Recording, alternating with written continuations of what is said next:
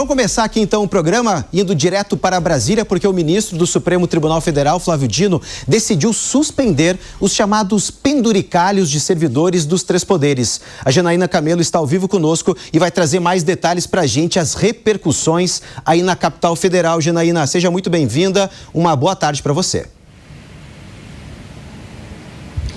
Ótima tarde para você, Cássio, para todo mundo que assiste a gente aqui no 3 em 1. Essa decisão do ministro Flávio Dino diz exatamente o seguinte: ele condena não haver regulamentação para o pagamento de verbas indenizatórias, porque hoje essas verbas indenizatórias acabam ficando acima do teto, né? Podem ficar acima do teto. E aí ele diz que o Executivo, o Legislativo, o Judiciário precisam revisar esses penduricalhos, porque não havendo essa regulamentação, isso acaba permitindo os chamados super salários. E aí ele cita ali na decisão como, por exemplo, o auxílio Panetone, auxílio Peru, e ele diz que isso está contra a jurisprudência do STF em casos que já discutiu o teto de gastos, né? E aí ele diz exatamente isso, que isso impõe um ônus de que cada caso concreto seja arbitrado pelo tribunal.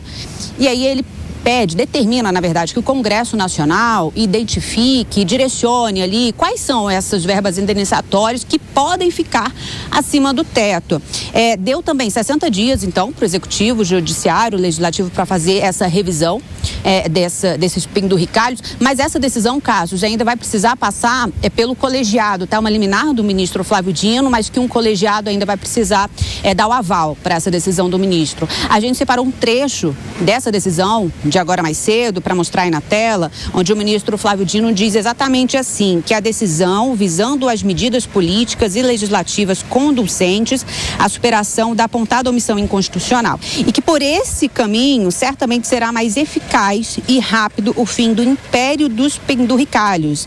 Ele usou exatamente esse termo, com efetiva justiça remuneratória.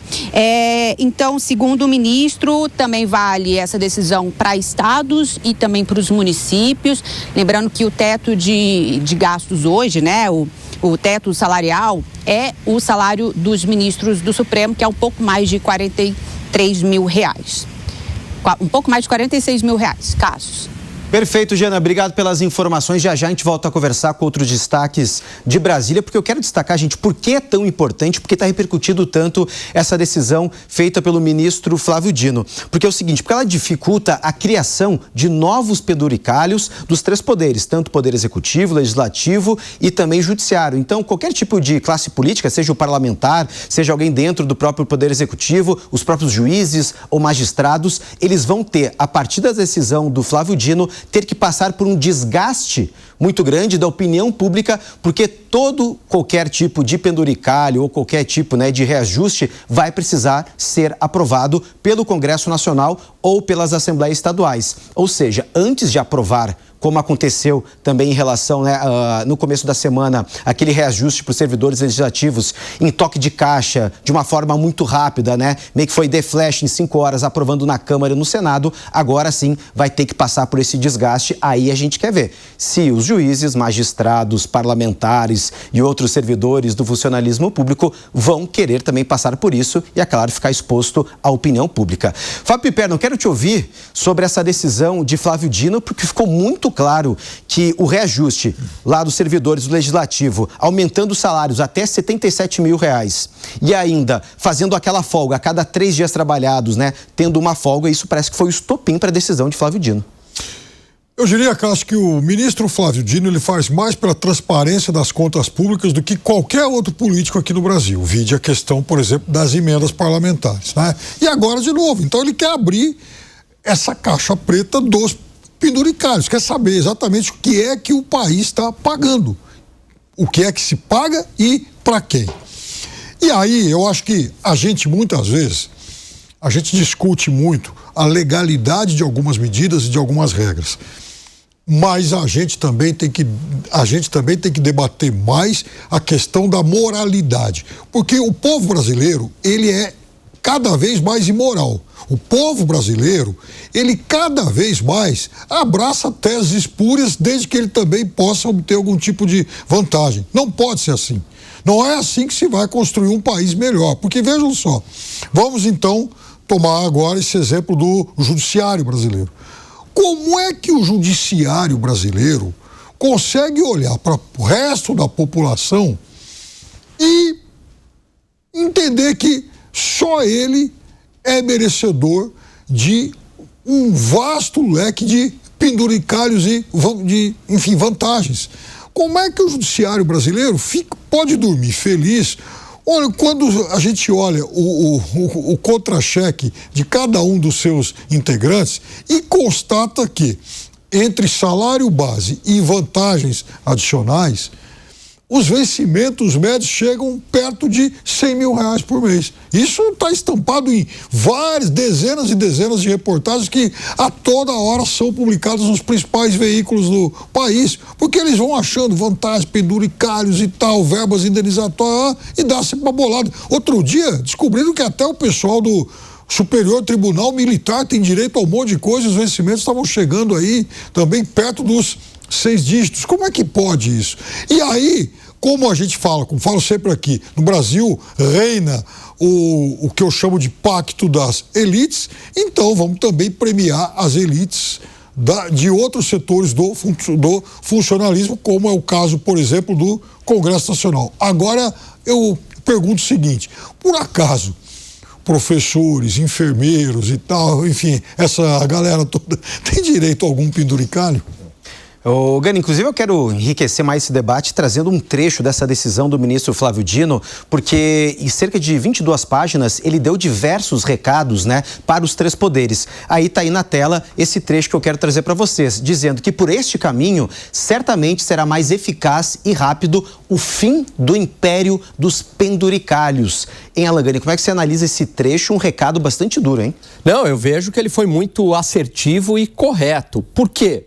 Porque, veja, a gente tem um verdadeiro artifício, né? Um jeitinho brasileiro com os penduricalhos. Porque paga-se o teto do Supremo, então os 46 mil, e o resto vai por fora. E detalhe, Cássius, não vai para o imposto de renda. Então são verbas indenizatórias, é vale transporte, é aluguel, é auxílio paletó, é auxílio não sei das quantas, dobra o salário depois de não sei quanto tempo. Enfim, nesse pacotão, a gente está falando, como o Piper trouxe aqui, de salários que chegam a quase R$100 mil. E a gente também está falando de um poder judiciário como um todo, ele custa 1,6% do PIB. Isso dá mais de 160 bilhões de reais por ano. Não há paralelo em nenhum lugar do mundo. Não há paralelo nos Estados Unidos, país riquíssimo. Não há paralelo na China. Não há paralelo na Argentina. Em nenhum lugar do mundo há este paralelo. E agora a coisa vai se alastrando também para o Congresso Nacional. O que a gente viu, escandaloso, o que ocorreu, né, na segunda-feira. A gente já começou dando essa notícia. E o que é pior, muitos deputados de direita que defendem o Estado mínimo, cortar gastos, votaram a favor disso. Votaram a favor disso. Cadê a coerência dessa turma? Né? Não dá para defender Estado mínimo e na hora de votar por esse aumento, que vai sangrar as contas públicas e quem paga é o teu eleitor de direita. Vamos até Brasília, gente, também conversar com o Zé Maria Trindade, que se junta ao nosso time nessa quinta-feira. Zé, seja muito bem-vindo, uma boa quinta-feira para você, inclusive o dia com essa decisão do ministro Flávio Dino. Eu quero te ouvir, já que você está sempre aí conversando nos bastidores.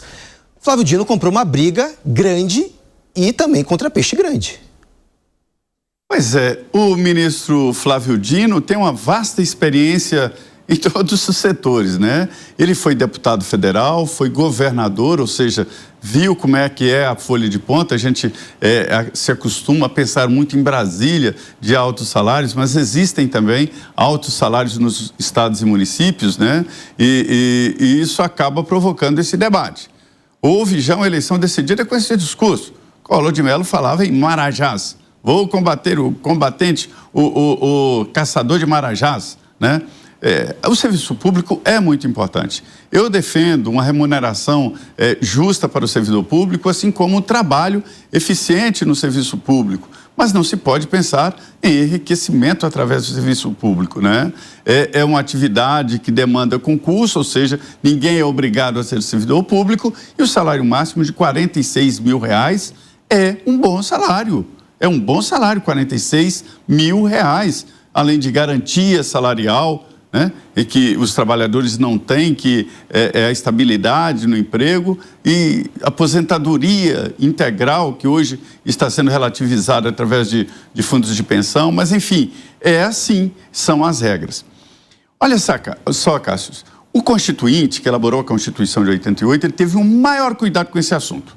Colocou em três artigos limites, redundou, né? Então, 3 artigos definem claramente que o maior salário a ser pago no serviço público é o salário do ministro do Supremo Tribunal Federal, R$46 mil, né? E aí, o que aconteceu? Decisões judiciais começaram a furar o teto. Olha só, foi um cuidado tão grande que no ato das disposições transitórias, que é uma parte ali final da Constituição, que adapta um novo texto às regras antigas. Eu vou ler aqui o artigo para ver se alguém tem dúvidas sobre isso. Vou ler o artigo. Está lá, o artigo 17, né, do ato das disposições transitórias. Está na Constituição. Os vencimentos, a remuneração, as vantagens e os adicionais, bem como os proventos de aposentadorias que estejam sendo percebidos em desacordo com a Constituição, serão imediatamente reduzidos ao limite dela, decorrentes, não se admitindo, neste caso, invocação de direito adquirido ou percepção de excesso a qualquer custo. Não precisa muita hermenêutica, não precisa nada para entender esse texto aqui, o artigo 17 da Constituição. Ele é claro e ele é redundante, eu repito, ele redundou 3 vezes, mas esse aqui é sobre os que vinham ganhando antes, mais do que o teto. E a Constituição determinando que o rebaixamento ao teto, para se ter uma ideia. Então, eu não sei onde foram buscar argumentos para permitir alto salário de 400 mil. O salário máximo é 46 mil, entra quem quiser no serviço público.